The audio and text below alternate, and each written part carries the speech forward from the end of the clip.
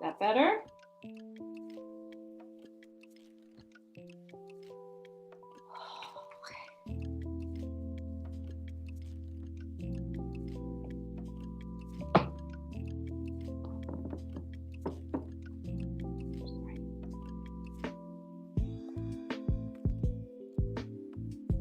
Get so tangled. They do. I know. It's like I was just gonna say. It's like, oh, yeah.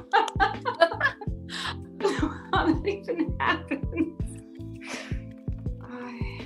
Right. Okay. Yeah. Yeah.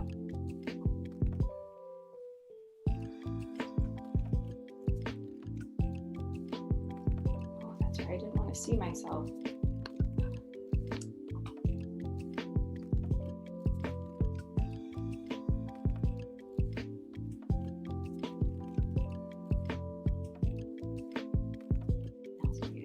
Part where we wait for Colin to tell us that we're actually on the screen.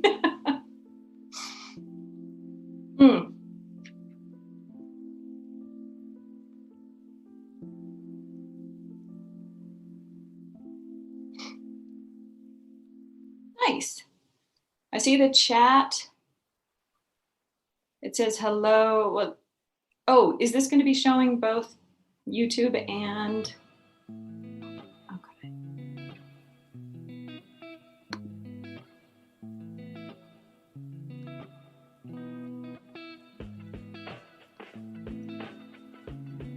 Nice.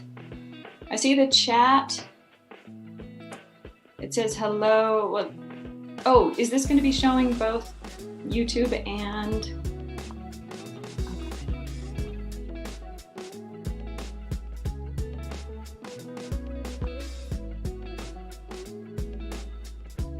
Oh, okay. Is Restream chat Restream? Is that the program? Nice. I see the chat. It says hello. Okay.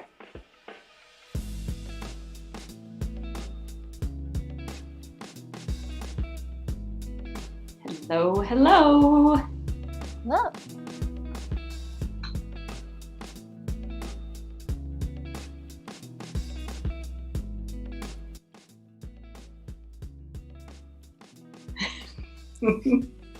Okay.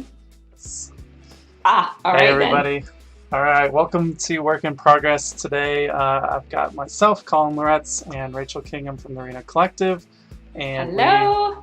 We are joined by Leah Chu, and today we're talking about freelancing. But before we do that, I just wanted to kind of preface this with what Work in Progress is and just kind of what we're trying to do here. So we're really trying to just kind of conquer all the topics between work, life, and everything in between. So today we're going to be talking about freelancing, but in future episodes we're going to kind of talk about work from home, just all the different things that you might be encountering as working from a pandemic tends to bring up. So with that, freelancing is something that comes up a lot in our space, in our community, and it's something that we've all had varying degrees of success in, and we wanted to share what we wish we knew when we started. So I guess to kick us off, I'd love to have Leah just introduce yourself, and we can jump into the first topic. Hi, I'm Leah Chu. I am a designer and creative director in Reno, and I was brought on because I am a Reno Collective member and also new business owner as of a few weeks before the pandemic. So definitely new to the freelance business owner game. So I've leaned on the Reno Collective a lot just for kind of what we're talking about today, of just like, how do you get started? What are the biggest mistakes that you make when you're starting out on your own? So yeah. Awesome. Welcome. I'm so glad. And you're our very first guest. Yeah, this is all a big experiment. I think it's going well so far. We figured out all the tech things. And so I think what'll be exciting, I think a lot of the things we've been talking about in a lot of our Zoom calls is like kind of checking in on everybody and there's a lot of focus on the pandemic. And I think we want to get away from that today and really just talk about business and freelancing. And so what we're going to do is kind of a back and forth roundtable of ideas that we have, things that we wish we could tell ourselves when we started freelancing. I don't freelance currently, but I've spent many years doing freelancing for software development. And there's a few things that I've kind of learned the tried and true painful ways. But I think us going through just kind of some of those topics, and then if anyone who's out there is watching has any questions or things that you even want to share with chat that you wish you knew when you started, feel free to send those our way, and we'll definitely collect those and talk about them at the end here. But to kick it off, the first thing that I definitely wish that I knew was knowing what my true price was and not deviating from that for any reason. And what I mean by true price is really taking a time to look at what it costs me to be a freelancer versus being an employee. So looking at everything from taxes and health insurance, your business expenses might be your co-working space, it might be whatever you need to run your business. If you're a photographer, that may include your gear, that might include upgrades to your gear over time. You really want to make a concerted list of this is what it really costs to run this business. And in that I would include paying for things like retirement, paying for days that you get sick, figuring out all those things. Those are things that most freelancers don't do, but you really need to write them all down, and then from that derive what hourly rate you need to charge and how many hours you would need to work in order to make freelancing work for you.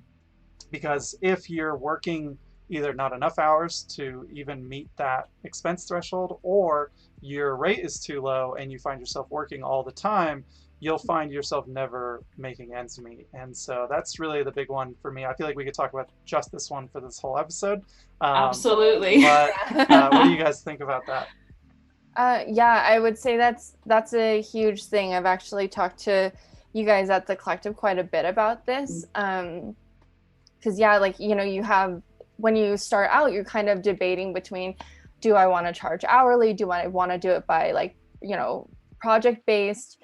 And there's a lot of times when you're new, like, that you get put in situations where you kind of start wavering. I think the biggest thing is having your rate, figuring that out. Like for me, like I had my hourly rate in a pretty good spot, but just starting out, and then especially with the pandemic, but this would happen in every situation of somebody starting out, you know, it's like your client list is small, and then that project comes along and they're like, oh, I can pay you for it. And you're like, yes, because I need that money. And then you don't factor in actually how much that was. And I started doing it where I'm like, oh, actually I started tracking my time, and I was like, I am making not enough money to be doing what I'm doing.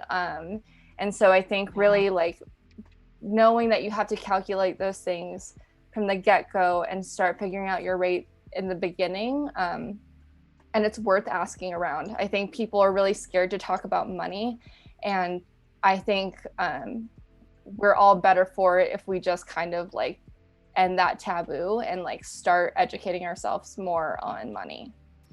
I totally agree. I remember starting out and thinking, okay, well, I made this amount of money at my full-time job.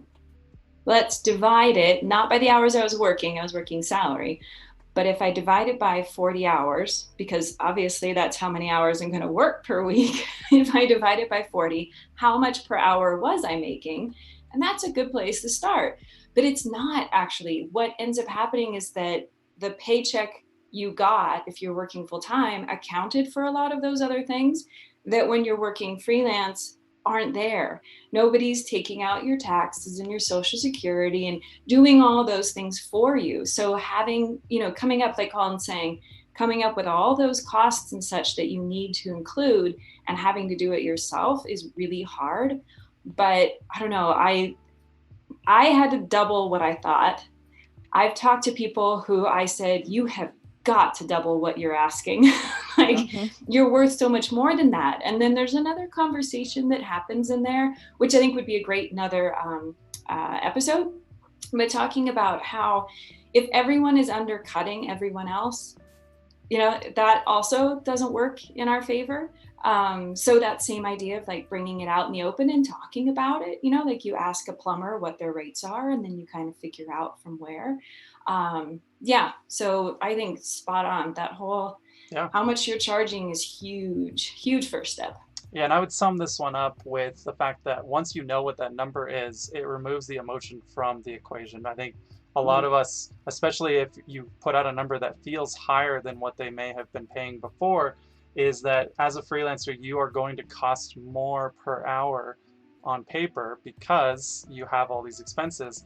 But that's what it costs. They don't have to pay all those expenses. They don't have to pay you every week, right? If you get hired for one project, that's what the expense of hiring a freelancer is. You're not their employee. Things are going to cost a little bit more per hour, but you need to be a professional and deliver value for that price. And so if you can take out the emotion and say, at no hour makes sense. Maybe you're doing pro bono work, maybe you're working with a nonprofit, but even then, there's only so many of those hours you can do before the math doesn't pencil. So definitely think about that, and then you can start to think about best case and worst case scenarios off of that experience, so that like this is exactly what I need to pay rent, pay for food, all that kind of stuff. So so that's the first one. Let's go into number 2, Leah. Yeah, so number 2 is treat yourself like a real business, because you definitely are one and you need to be. The biggest thing I think for me was a hurdle of this kind of like loose term of freelancer. That could mean, hey, once a year I might do a project for my friend, or I'm open to doing a project, versus this is my business. And I think for a long time I was feeling this like imposter syndrome, and like I didn't really know how to wrap my head around what I was like actually doing. And when someone told me you're a business, that opened like the doors for me of what does that mean for me to do my job? Like, what are my responsibilities? How do I communicate to my clients, and how do I communicate to my peers?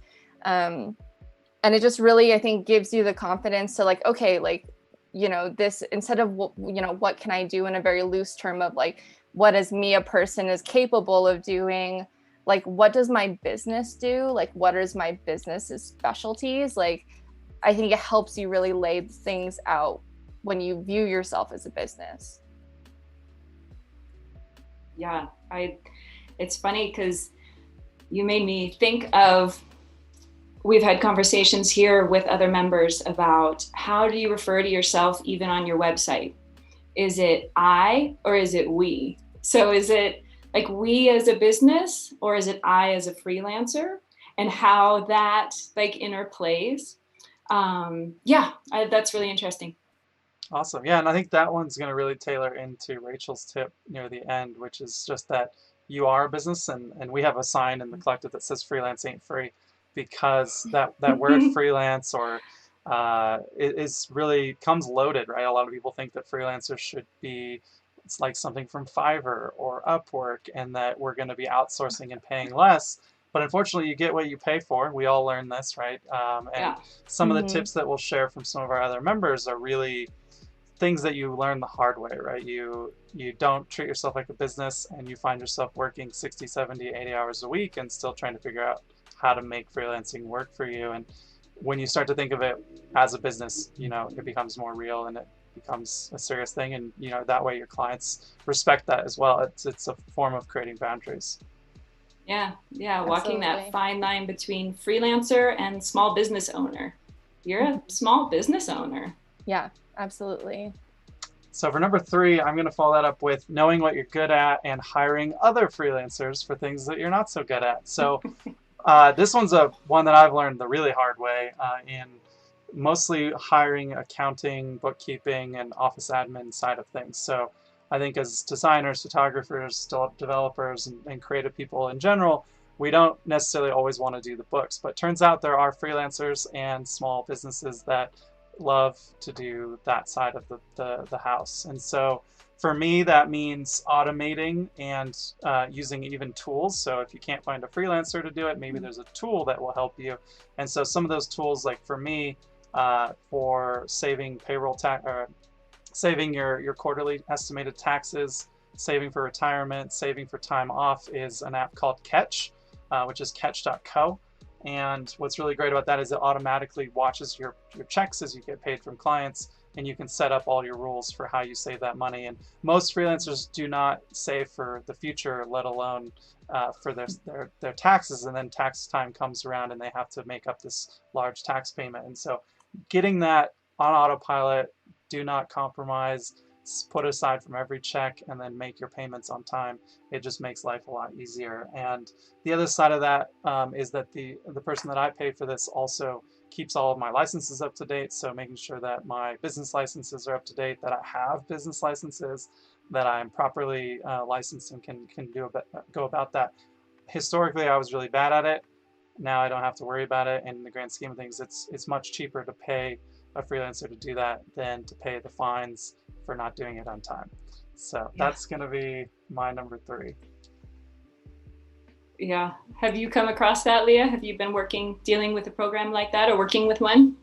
No. And that's one of those things that like I've definitely been talking to you guys a lot about, and talking to other members about like reaching out for help. Like today I just sent an email to like the UNR like small business center, just so I could like talk to somebody about it. And yeah, like I've gotten some like really good suggestions of how to start. And I think, money is a really big one. I like can just like one form I had to fill out and it was like easy peasy, like to do and stuff. And now I don't know how to do it. So that's something I'm having to dive into. Another thing, I was actually on like a Zoom call with this like class that's being taught by Lauren Hom, who is like a pretty like famous designer, but it was a conversation with her and her agent, and it was really interesting to hear that dynamic, because the agent is another person, if that's the type of person for you that you need to bring in, and how that person functions to help support your business, which is interesting because they're functioning more as almost project managers versus like agents these days.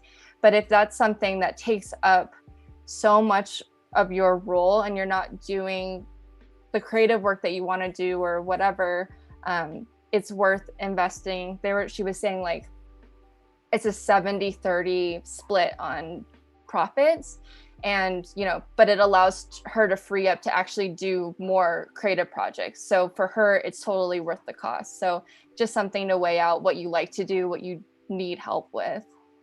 Yeah, and that ends up being a cost that she has to factor into her rates, into at the end of the day, what is her take home.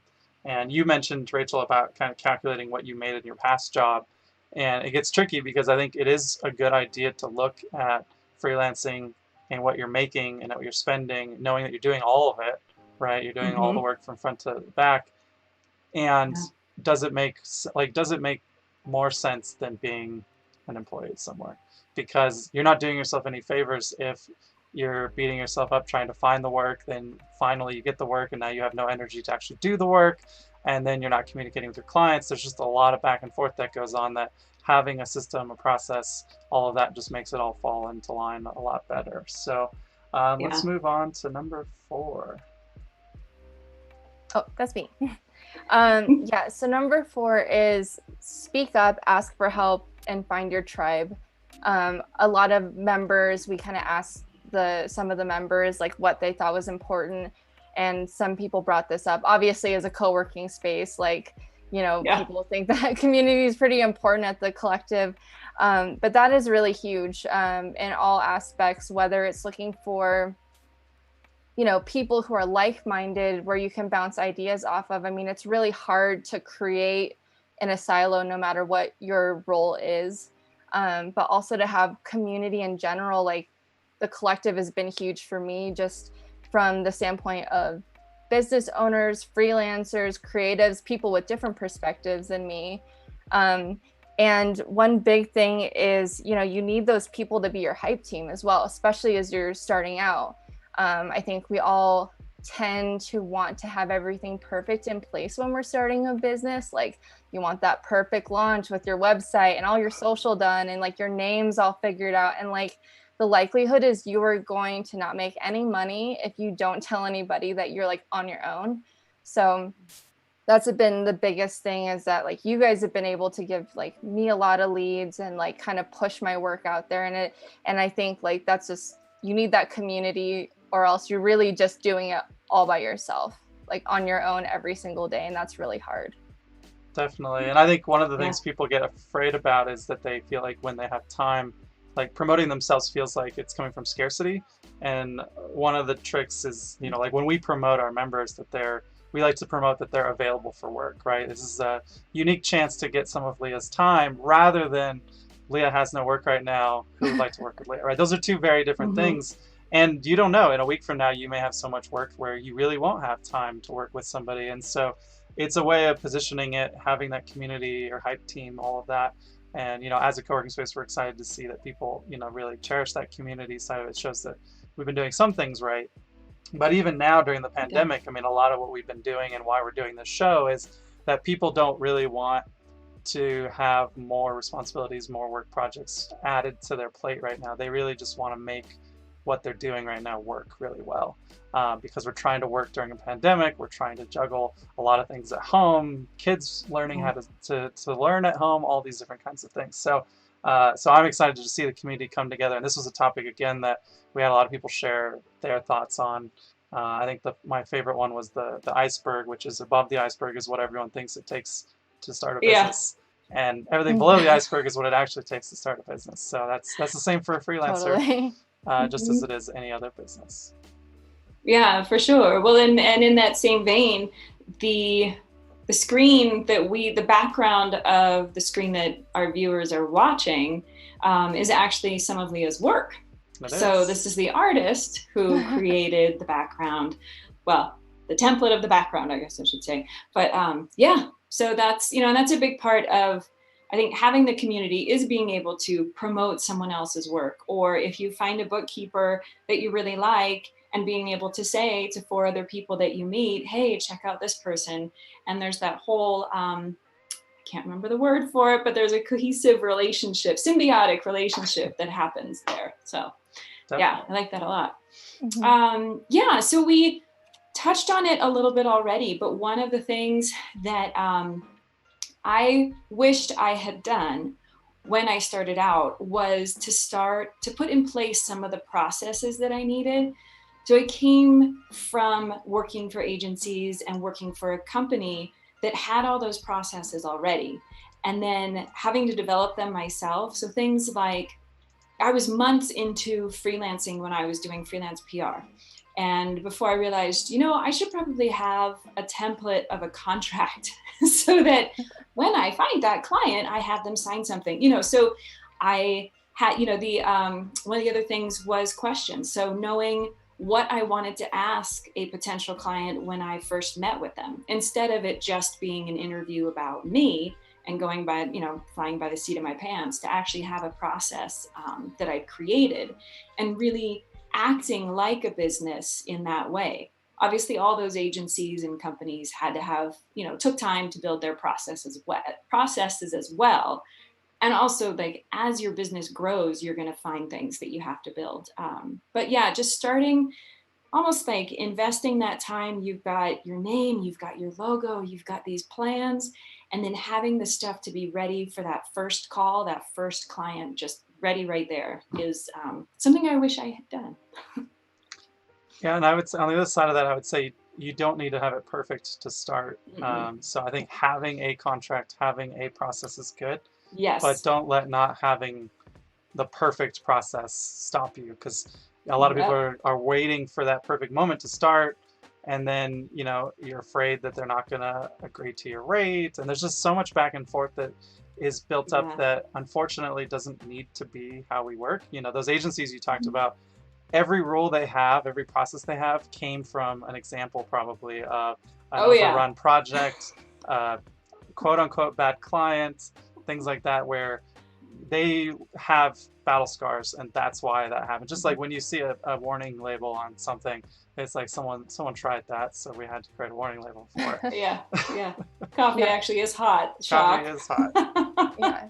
No, totally. I think that's the same thing as I've experienced going through and, you know, writing contracts, learning I have to do invoicing, doing estimates, trying to maximize my time and streamline things.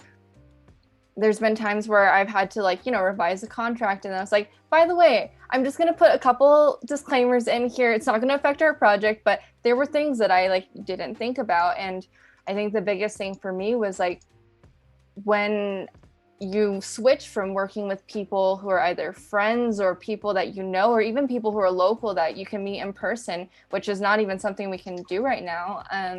You get that first like out-of-state client that you got a referral to, you don't know them personally, and then you send that final artwork and you're waiting for your check, and you're like, ruh-roh.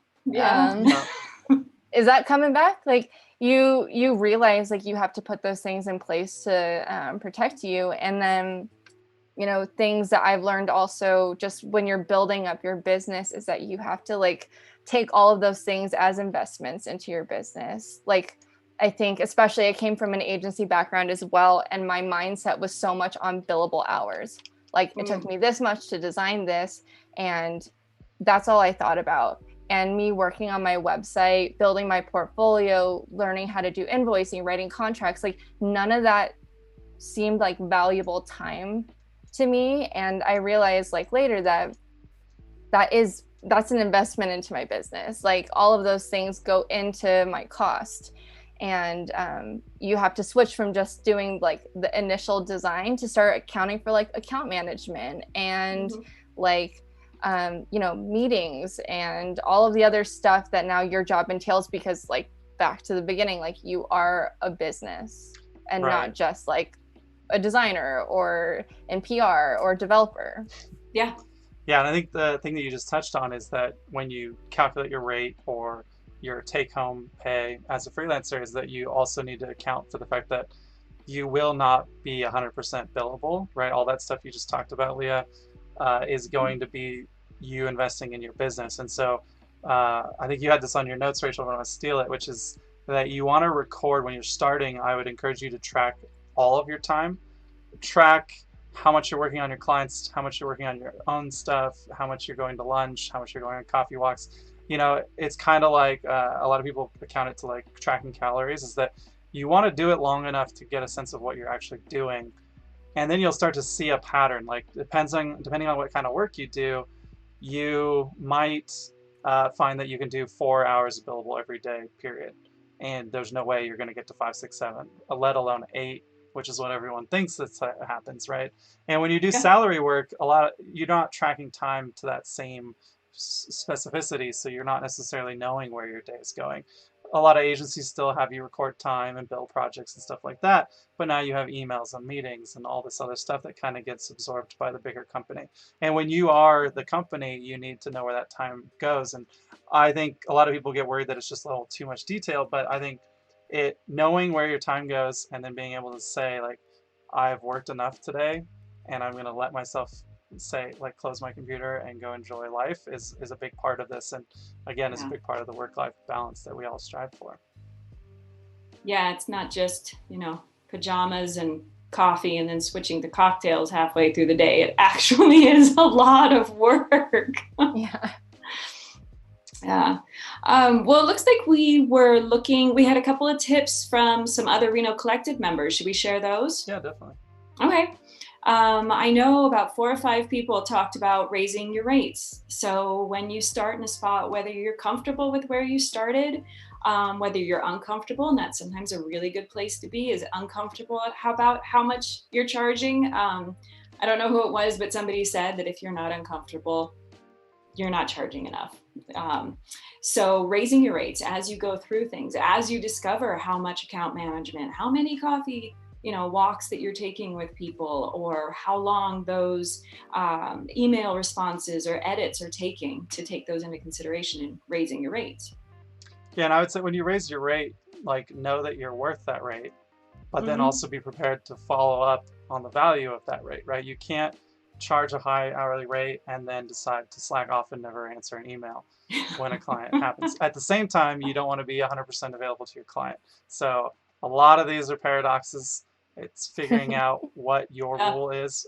One of our future episodes, we're going to have Annie on, and she has an amazing email template that when you send her an email, you know exactly when she's going to get back to you. and it basically tells you like, hey, I'm working on your project right now. That's why I'm not going to respond to you this second, but I will get back to you. And so we'll definitely talk to her about kind of that boundary setting. But I think that Yeah. uncomfortableness of charging more is just that we often get mixed up in the emotional side of it. And Mm-hmm. again, if you know this is what you need to make, then it's not emotional anymore. Yeah. Yeah, exactly. Another one that came up was firing clients that aren't a good fit or turning down clients that aren't a good fit. When you have that feeling going, I don't know about that, but then you see the amount and you go, it's okay, I'll make it work. I promise that's going to be the first client you fire. Like it just is. It's that it's that one where you go, I can make this work. This doesn't feel like a good fit, but man, I need the money. That is going to be that first client that you let go of.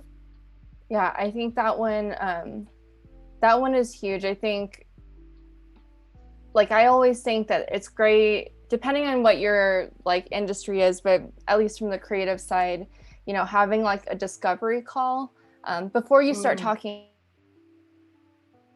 anything like that, because people being like, oh, I need this, and then you're like, okay, but what's the actual scope of this project? What's the actual amount of time?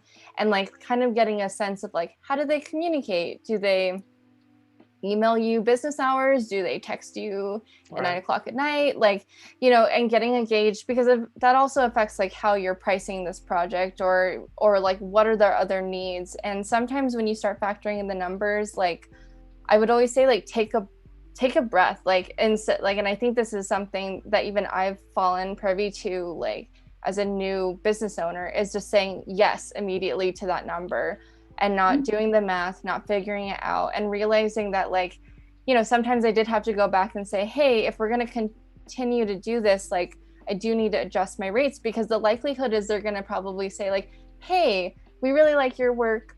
We'd like to put you on like a retainer, or we'd like to do more projects, but to do this more frequent, we're going to actually have to lower that price. And you're like, whoa, it was already too low. Yeah. But to avoid some of those conversations, going back to look at some of those details. And then sometimes you just have to turn things down. And I think it's scary because you look at like, what is your income coming in, and I'm not working on something right now, but you then freed yourself up for a project that you are going to be happy with. And later down the road, when you see what happened to that project, you're probably going to be pretty happy you didn't sign on to it. Yeah. That definitely happens. I think the idea there is, and this is a recommendation that a lot of people unfortunately don't have when they go into freelancing, but the idea is that you either, if you have a job and you're thinking about freelancing, what you ideally should do is create a emergency fund, literally a freelance runway fund, of having ideally 3 months of living expenses in the bank before you go freelance, because then you don't have to take a project to pay rent. Right? You can say no, and it removes the emotional component from it. Most people, that doesn't happen, especially right now during the pandemic. I know a lot of people have unfortunately lost jobs, but they haven't lost their skills. And so being able to take those skills and go into freelance, we saw this in 2009, 2010. So many people went into freelancing, and that was the same year we opened as a co-working space. I also had been laid off and was a web developer. And so being able to take those skills, I didn't have that runway, and so I kind of had to make do. But if you have the luxury of having a job and timing when you leave, try to create that safety net so that you don't have to make those emotional decisions. If you have to, there's going to be some projects that you might have to price a little bit lower, or however that works. But just know that if you lose money on every project, you can't just do more projects to make up for it. You need the projects to make dollars and cents. So I think the next one we're going to wrap up with, we're going to try to keep these episodes to 30 minutes, is that communication is key. And I would say here, over communicate is not a bad thing.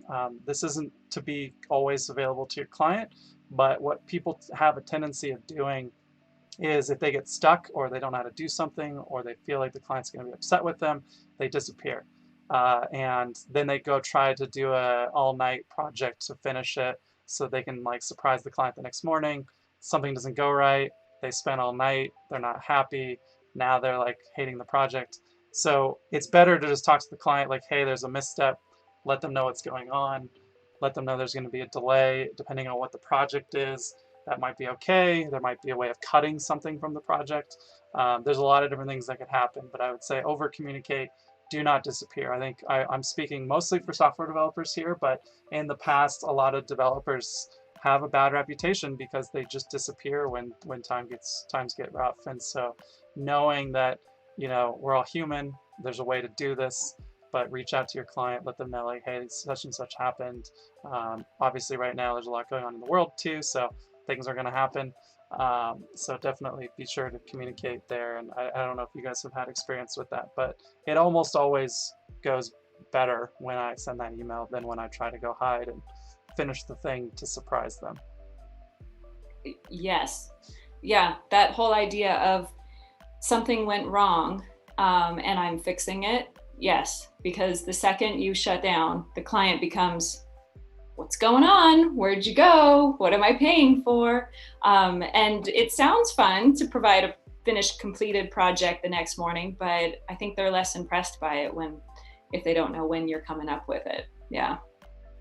I think I'm a all-nighter kind of person, so I probably That's don't okay. follow that. Definitely been. You can work all night. Sometimes it's just where the creative flow is. Totally. But I think communication is huge. Having a rapport with your client, whether it's in a fire situation, like something bad happened, or whether it's something good, or whether it's something like just like there's nothing to report, but I'm going to over communicate right now. Like, we're in a pandemic.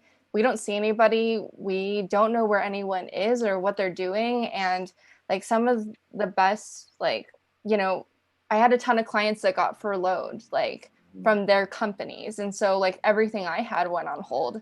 And, it doesn't hurt to just send out that email and be like, hey, I'm actually just thinking about you. Like, I'm not like trying to dig up a piece of work. I just want to know how you're doing. And that's been huge, just to like keep that connection, because when things get back to good again, like they'll reach out to you, they'll know that you were there. But just trying to find an update, whether it's for you or for them, like it helps to just stay in anybody's radar, just from a business standpoint. Absolutely. Yeah, that's a really, really good point. The staying in contact, making and building those connections. That's part of the account management side, right, of the business, is doing all of that. Definitely. So unfortunately, we're not going to have time for questions right now, but what we want to do is, if you have any questions that you want us to answer, I think we could very easily do a whole Q&A, I know. AMA question and answer type thing. We can add more people to this call and do it live. So I think what we'll do is, if you have any questions, if you are thinking about freelancing, if you are freelancing and have tips that you want to share with our audience, we're going to be talking about freelancing a lot on this show, so definitely reach out to us. You can reach out via email. If you go to renocollective.com, you can hit us up in the chat here, or go to Reno Collective on Twitter or Instagram, and you can find us in all those places. The only one thing on the graphic right now that we don't have is that we do not have YouTube/Reno Collective yet. Working on it. We need 100 subscribers to get there, so if you are not yet a subscriber, hit that subscribe button, and we can claim that as soon as we hit 100 subscribers. So YouTube's making us work for that one. But thanks for checking out the stream, and thanks Rachel and Leah for joining today, and we'll definitely have you guys on in the future. And a quick side note with all of those, we also have a group called Reno Freelancers on meetup.com, is another good place if you're interested in connecting and have questions that you want to send our way. So feel free to do that too. Definitely. Any closing thoughts? Yay. Perfect. Thanks, Leah. Thanks, everybody. You're welcome. Thank you. That was fun. All right. Thanks, everybody. And we'll see you next week at 5 p.m., same place. 5 p.m. with Annie. All right. Thanks, everybody.